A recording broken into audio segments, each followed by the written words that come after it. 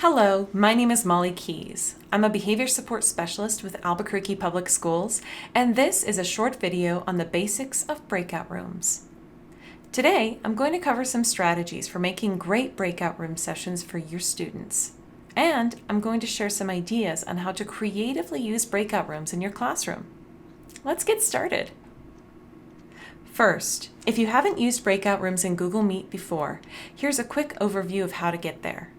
First, you're going to click on the Activities icon. Then, you'll select Breakout Rooms. After that, you will get a window that will have an icon to set up breakout rooms. Select that and then customize your settings. Here, you can set the number of breakout rooms manually, assign students to rooms, randomize their room assignments, and set a timer for how long they will be in their rooms. When you're ready, you will press Open Rooms on the bottom right-hand corner of the screen to open up the breakout rooms. After that, you can still edit rooms. You can also join rooms so that you can visit students in their work groups. You can also close rooms from this window. Meanwhile, from their breakout rooms, students can ask for help when they need it. When they do this, you'll receive a notification on your Meet screen, as well as a notification in the Breakout Rooms menu. Students can also return to the main call themselves if they need to. If they do rejoin the main call, then you can send them back to their room using the Edit Rooms menu. Before we get into tips and strategies for breakout rooms, I want to touch on two questions that our team receives frequently around the idea of breakout rooms. The first question: do I need to have an adult in each breakout room? The answer to this question is no. Because you can pop in and out of breakout rooms easily, you can check in on your students. This eliminates the need for extra adults. The second question: how do I know if students are staying on task? Well, as I said before, because you can move between rooms easily using the Breakout Rooms menu, you can check in on students as easily as you could in the physical classroom. It's like taking laps around your room while students are working. You can also utilize collaborative documents in Google that are shared with you. This way, you can not only visit their groups by joining their rooms, but you can also view their progress through the shared document. Now, let's dive into applying breakout rooms to the classroom setting. Breakout rooms have the ability to work extremely well, or go horribly wrong.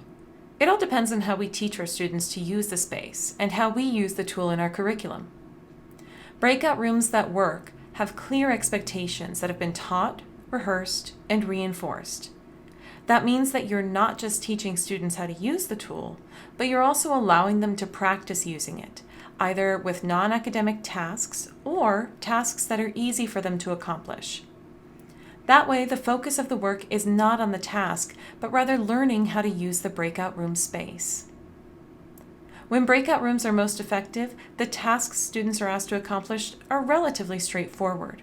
The instructions are simple so that they can be easily understood and remembered. The purpose of the time is clearly defined so that everyone has an idea of how the time should be spent.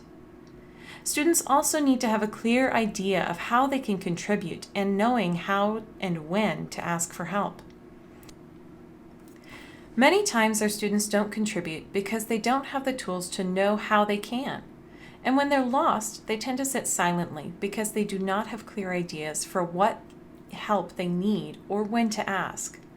A simple sentence stem like, "You know that you need help when," can help students to identify when they need assistance. For example, you know you need help when you cannot identify the characters in the story. Practice with using the help button can also teach students that you're there for them when they need help.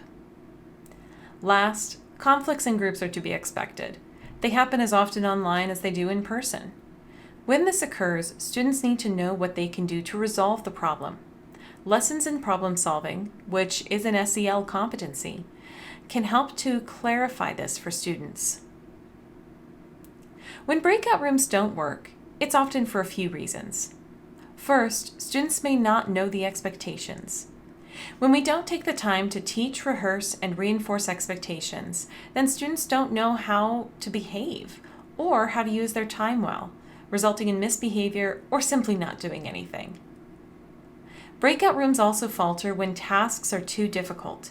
If students don't have a full understanding of the content, or if the task is too complex, then putting them into groups ends up being largely fruitless. One or two students may try to do the work while everyone else sits silently, much like in the physical classroom. We need to make sure that directions are clear, the task is straightforward, and that the students understand what is asked of them before they join their breakout rooms. Another killer of breakout room time is too much time allotted to the task. When students have a great deal of time to accomplish something, they tend not to use the time well.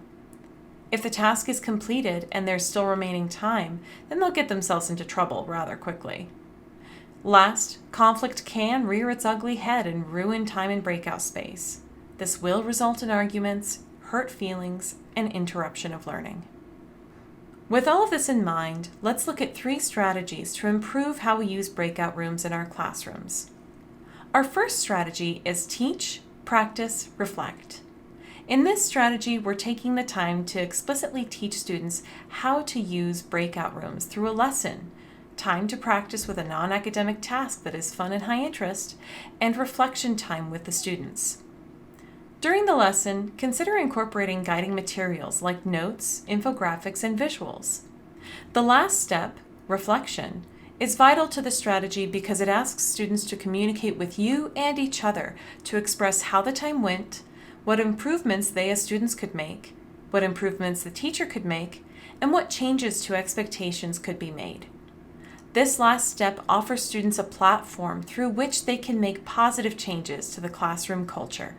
Next is jobs or roles. This strategy gives every student an explicit way in which they can participate in their group work during breakout rooms. The jobs here are just examples. Create roles that will fit well into your classroom culture and incorporate them into your daily routines. Roles may differ between different subjects, but as long as they are taught, rehearsed, and reinforced, then they will help your students by giving them a framework for how they can participate in group work. Last, short, sweet, and to the point is a guidance strategy for you to consider as you plan lessons that incorporate breakout rooms. Short means that the time period in the breakout session is limited. If the session is too short and students need more time, it's easy to send them back to their rooms. If the time is too long, however, then they'll get distracted, off task, and into trouble. Sweet means that the activity is fun and high interest for the students. This will help them to stay on task and involved in the learning process. To the point is all about the directions we give. The more succinct we can be, the clearer the directions will be. If the directions are too wordy, then students will get lost, confused, and fall off track very easily. Breakout rooms have a wide variety of uses in the classroom. You may have already used them for discussions, group thinking, or group work. Here are a few other ideas for how breakout rooms can be used in your classroom. Differentiated work groups are a great way to provide students with workspaces that are tailored to their needs. Room 1 can be used to work with the teacher for students who are struggling or in need of intervention. Room 2 can be a room for students to work as a team with mics and cameras on so that they can think through their work together. Room 3 is for students who want to work on their own but have access to their peers when they have questions. In this room, mics would be off and the students could use chat to ask their questions. Room 4 then would be for quiet individual working space. Students would keep their mics and cameras off and work independently. You could also use breakout rooms for center rotations. The difference is that the activity is rotating, not the students.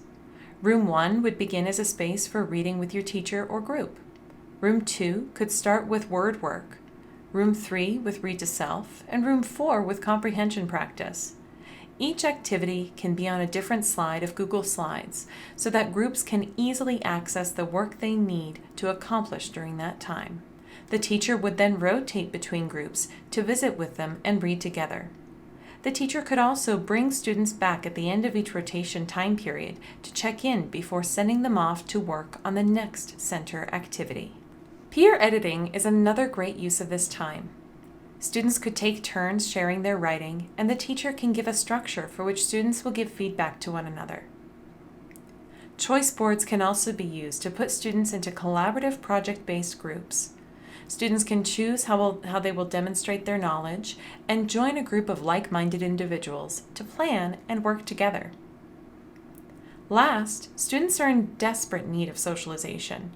Breakout rooms are a great way to provide students with time to just talk to each other and visit.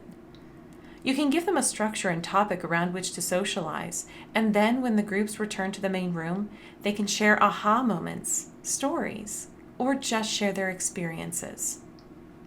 When using breakout rooms, it's important to continually check in with students to make sure they are using the time well and to see how improvements can be made. Providing opportunities for feedback also provides students with a sense of agency or control in the classroom, which leads to better participation and ownership of the learning process. Surveys are a great way to help students give feedback.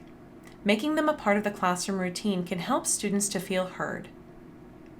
Polls are integrated into Google Meet and are another excellent way to help students provide quick pieces of feedback. Brainstorming sessions using Jamboard, Miro, or other applications can be a wonderful way to incorporate student voices in making breakout room time more meaningful and productive. You can use this to help set expectations for the class, as well as to help make changes moving forward. Last, a quick scale of success can be a very fast way to get a temperature check on how things are going in breakout rooms. Using a scale of 1 to 5, students can express responses to many questions you could ask about breakout rooms, and lets you know who to reach out to for more information and to solve problems. Well, that was my video on Google Meet breakout rooms and how to make them successful in the classroom. If you have any questions, please don't hesitate to reach out to me or to the APS BSS team using email or Twitter. Have a great day!